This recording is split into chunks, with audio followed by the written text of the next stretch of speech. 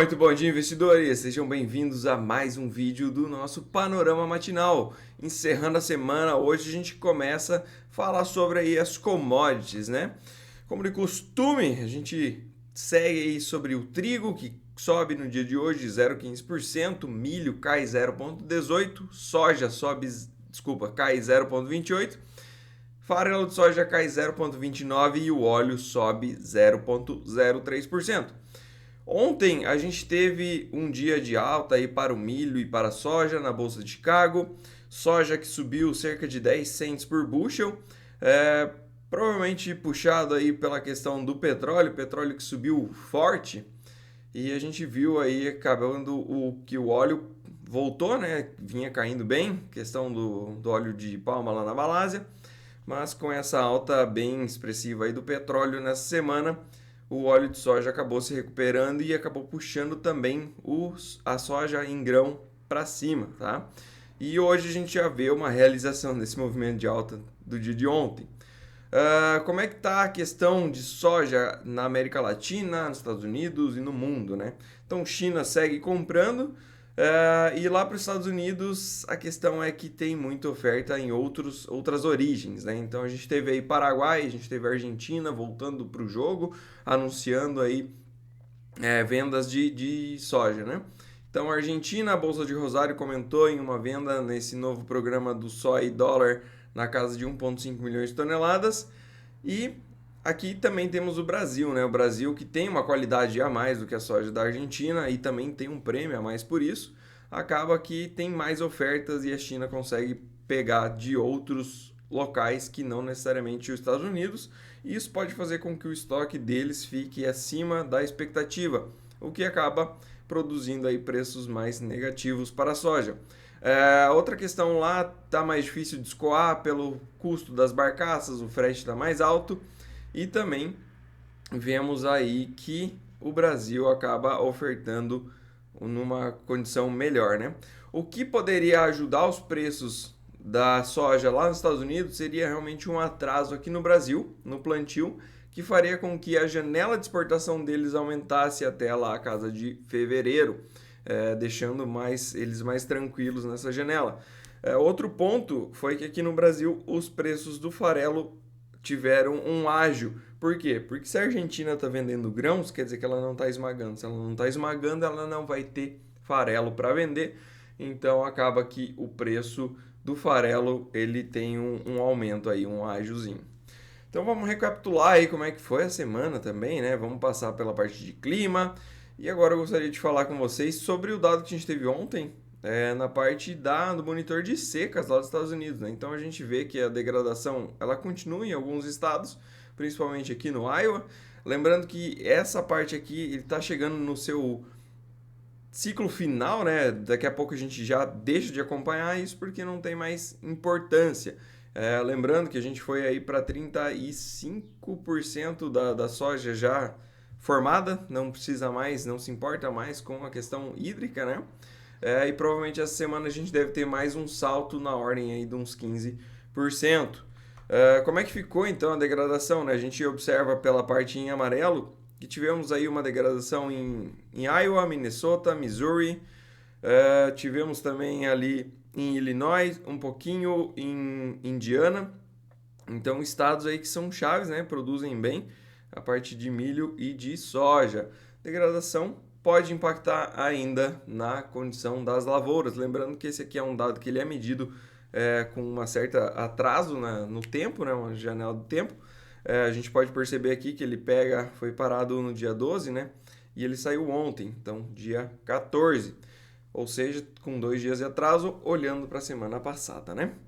Isso aqui, com certeza, vai impactar mais um pouco na condição das lavouras. Provavelmente traga aí pelo menos mais 1% de queda nos bons e excelentes, tanto de soja quanto de milho. Como é que a gente está de clima, né? Falando aí, ainda vai ter um pouquinho, né? Lembrando que mais uma semana, 2 no máximo, aí a gente ainda acompanha essa questão do clima lá. E nada muda, né? A gente vê aí ao longo da semana a questão do clima lá nos Estados Unidos e não chove. Não chove para ajudar essas áreas, né?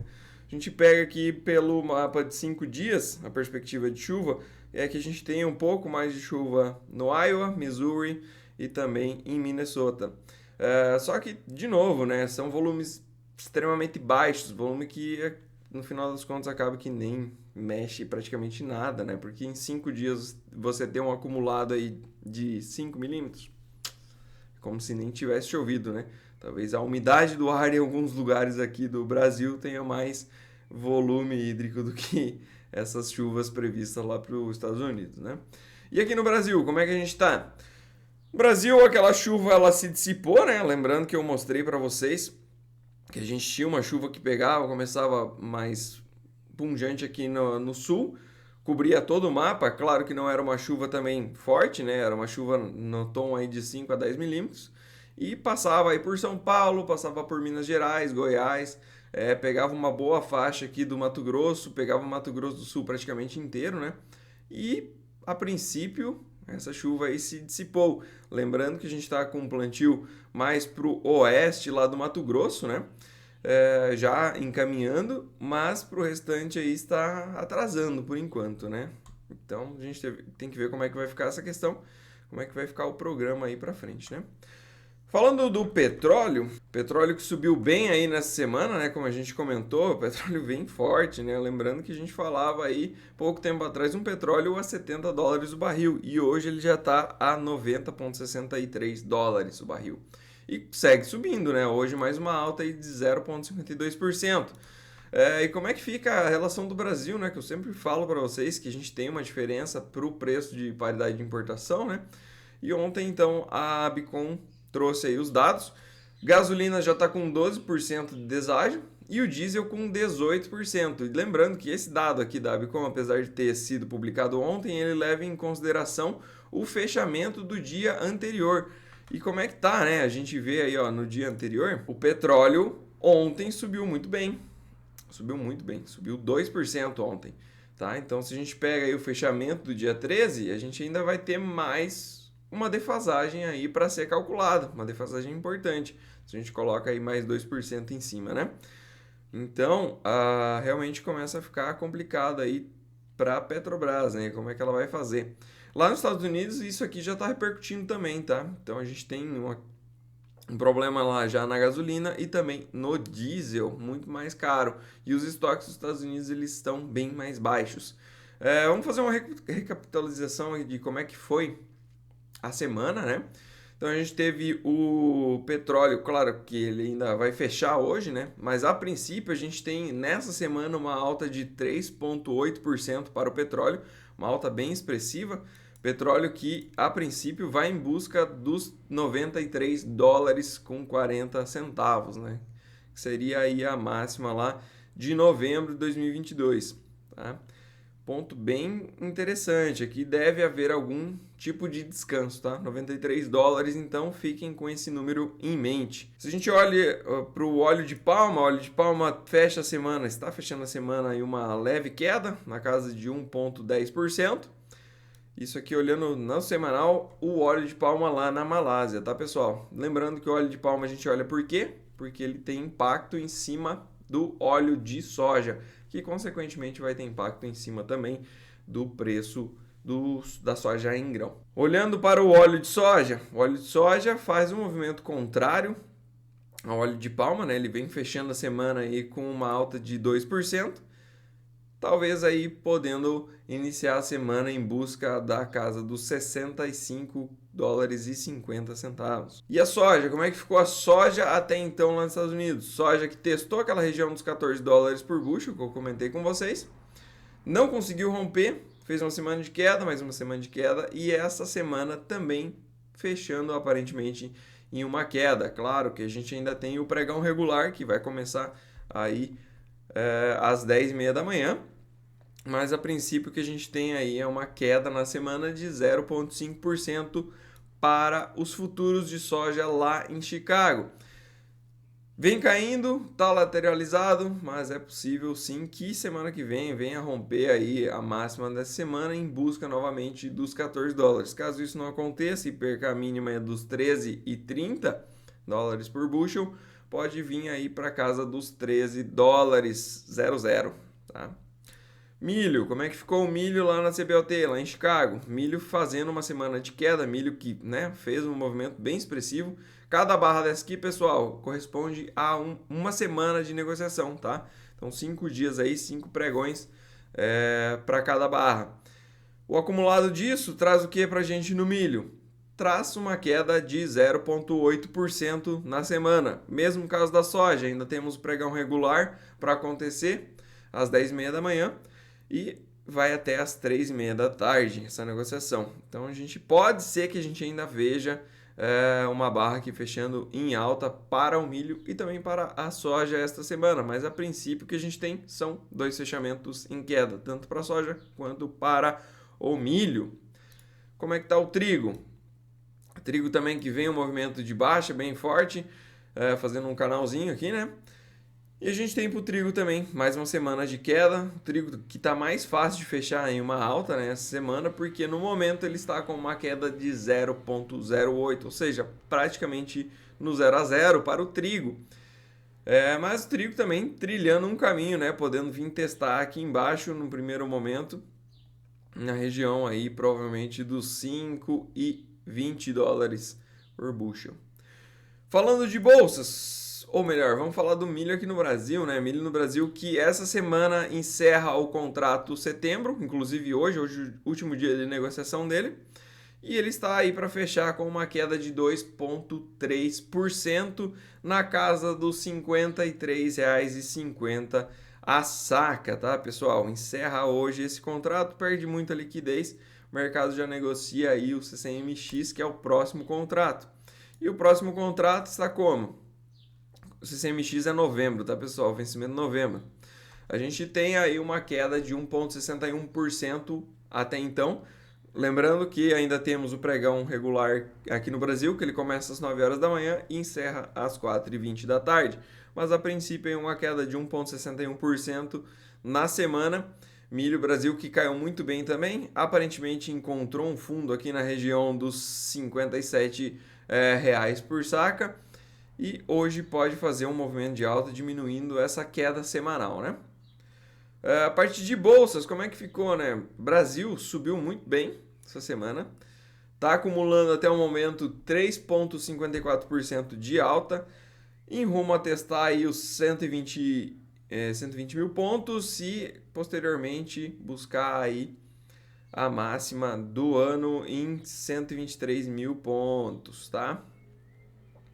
Pro S&P, o que a gente tem lá no S&P? Movimento altista também no S&P, lembrando que a gente está olhando só o semanal, tá, pessoal? Então, aquele esquema, cada barra aí, ela representa 5 dias de negociação, né? E o movimento altista lá nos Estados Unidos é forte, né? Então, a gente tem o S&P subindo na semana aí 1,09%, indo em busca dos 457 pontos. Para a parte de Nasdaq, o que a gente tem? Nasdaq também fazendo um movimento altista na semana, apesar aí das quedas recentes de Apple, inclusive é interessante a gente comentar, na semana a gente teve o lançamento do iPhone 15, o mercado não gostou muito, não houve muitas diferenças, né, algo significativo assim que realmente impulsione as vendas, mas como é Apple, iPhone, a gente sabe que vai vender, né, vende porque a turma gosta bastante, porém, aqui cabe um porém muito grande.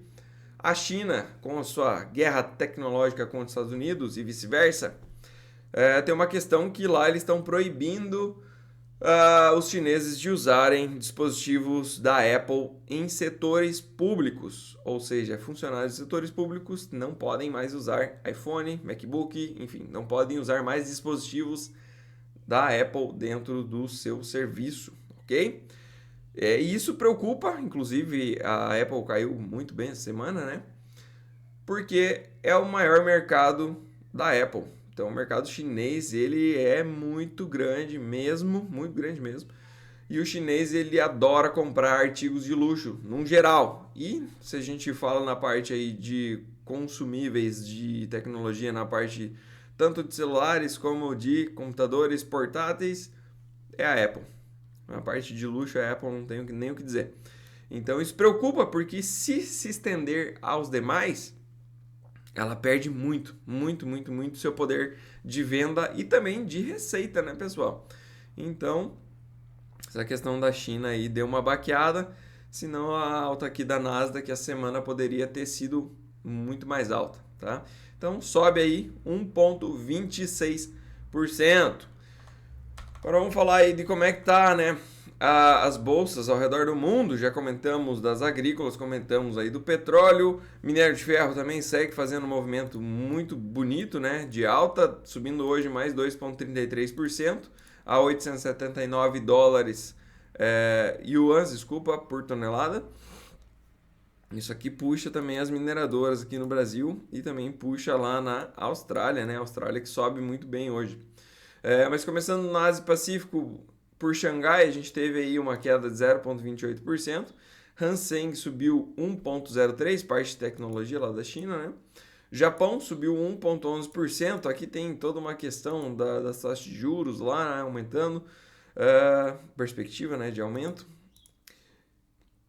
E a gente tem Coreia do Sul também subindo 1,1%. Além disso, a Austrália sobe 1,29%. Fechou já, né, nessa madrugada. Isso aqui pode dar um bom tom para nós, tá? Então, perspectiva a princípio o Brasil no movimento mais de alta. Esqueci de comentar com vocês como é que fechou ontem, né? Ontem a gente teve vários dados lá nos Estados Unidos, inclusive aqui a gente pode ver. Vamos ver, núcleo de vendas no varejo, ele veio acima da expectativa, ou seja, mostrando que continua rodando lá a economia. Os pedidos iniciais por seguro-desemprego, eles vieram abaixo da expectativa, ou seja, a galera continua bem empregada. Mais um ponto negativo aí para a questão de inflação. Falando de inflação, inflação ao produtor que saiu ontem, saiu 0,3% acima da expectativa, tá? Então, mais um dado para uma inflação maior. A gente vê também as vendas do varejo, acima também da expectativa. Então, assim, todos os dados que vieram ontem, eles indicam que a inflação ela deve continuar por mais tempo e talvez até aumentar. Mas mesmo assim, a gente viu as bolsas lá subirem, né? Que coisa louca. O S&P subiu aí 0,84%, o Nasdaq subiu 0,81% e Dow Jones subiu 0,96%. Mesmo com esses dados trazendo aí uma perspectiva de que a gente pode ver a inflação mais alta por mais tempo, tá? Porém, por outro lado, ela também indica que a economia tá, ó, joia, que tá muito boa a economia e que talvez a gente realmente tenha esse soft landing, né, que eles chamam, que é conseguir contornar a inflação um período talvez um pouco maior de tempo, porém não sofrer com a economia, né, ela continuar rodando sem ter essa estagflação, né, que seria uma economia sofrendo, que nem a gente vê lá na Europa, né, com todos os indicadores para baixo e com uma inflação ainda alta, né? Então, pode ser que seja isso, o mercado esteja olhando pelo copo mais cheio, né?